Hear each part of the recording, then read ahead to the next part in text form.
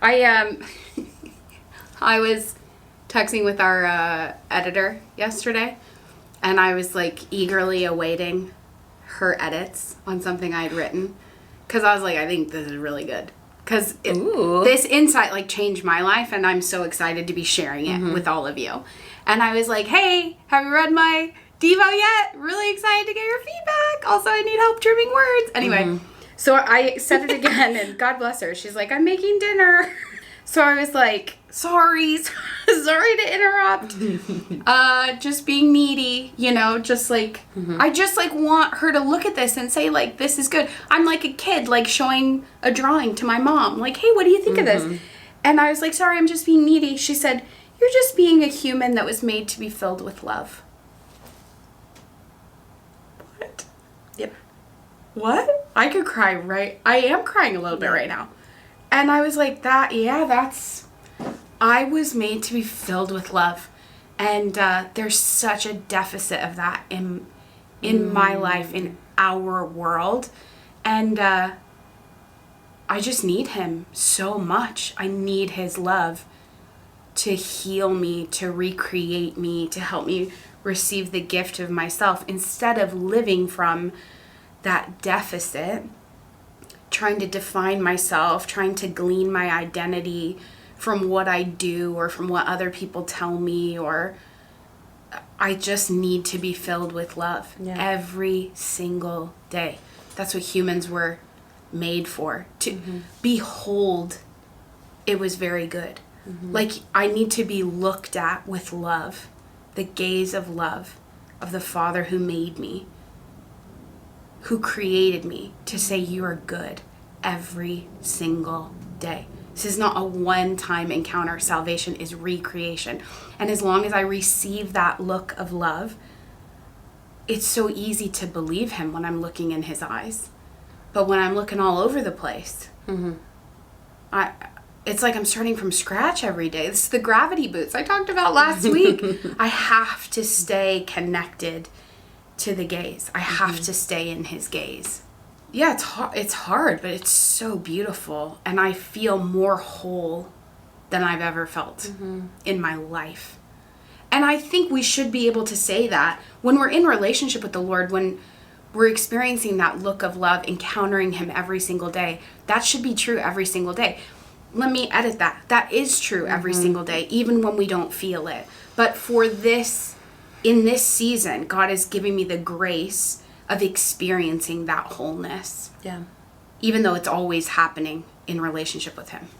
I'm thinking about, if we're going to now from that, now how to be a gift to others. Yeah. I think that it's very healthy to say that we can probably pour ourselves out to try to be a gift to someone and not be received. And it's okay to recognize that you are not too much, too little, that your gift is not, I don't know. I was getting like the sense of like, there's times where we in relationships where you feel like you're constantly pouring out to someone, and not for the sake of it being reciprocated, because it isn't always, but that like Jesus still sees what your heart, and that you pour yourself out to someone.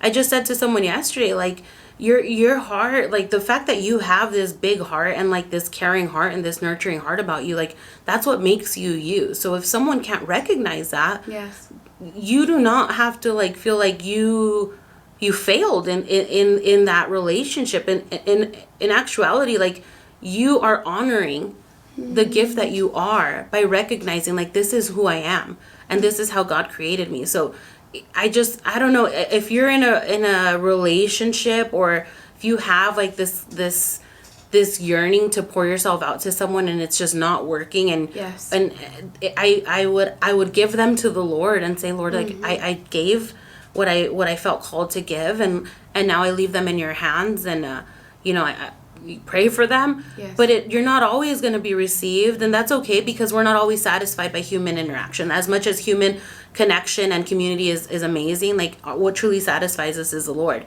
So you can let him satisfy that part of your heart, even though it does come with a little bit of pain or confusion as to like, why, if I'm giving everything, why is this not working? But like, I guess just you're still a gift. Like you still are a gift. That's it. Whether you're able to be received the way you want to or you hope to or not. I would say a part of the pain of not being received is that we've maybe unconsciously or subconsciously brought this question of our identity to another person. When we love them, we kind of need to be received for someone to validate that we are a gift and that we are good. And other people can hold up a mirror and show us who we are, but they cannot heal that deep-seated belief, those wounds of identity. And so we have to understand that the only person who can answer the question, am I good? Am I a gift? Am I lovable? Who am I? Is the one who made us. We can't bring that question to other people. Other people will give us insight into it. But the fullness of that answer, that response, the truth, can only be received and believed. Like when the Lord speaks, his word is eternal. So there's a supernatural character to it. It transforms and transcends. Like it's more than just audio input when the Lord speaks. It transforms our cells. It transforms our souls. We're recreated when God speaks. That does not happen when other people speak. Now, you can speak in line with the truth of God, but only the voice of the Father who made you can heal and speak that deeply. So I'm not saying we don't need people. I'm not, but I am saying I think get in touch with that ache when we haven't been received. Bring that place of longing to the Lord. This really hurts, God. I love them and I feel like my love wasn't enough or I'm not enough. Will you come into that place? Will you come into that longing or that disappointment? Thanks for watching our clip from the weekly visit. To watch the full conversation, head over to the member community linked down below. We love visiting with you. So we'll see you there.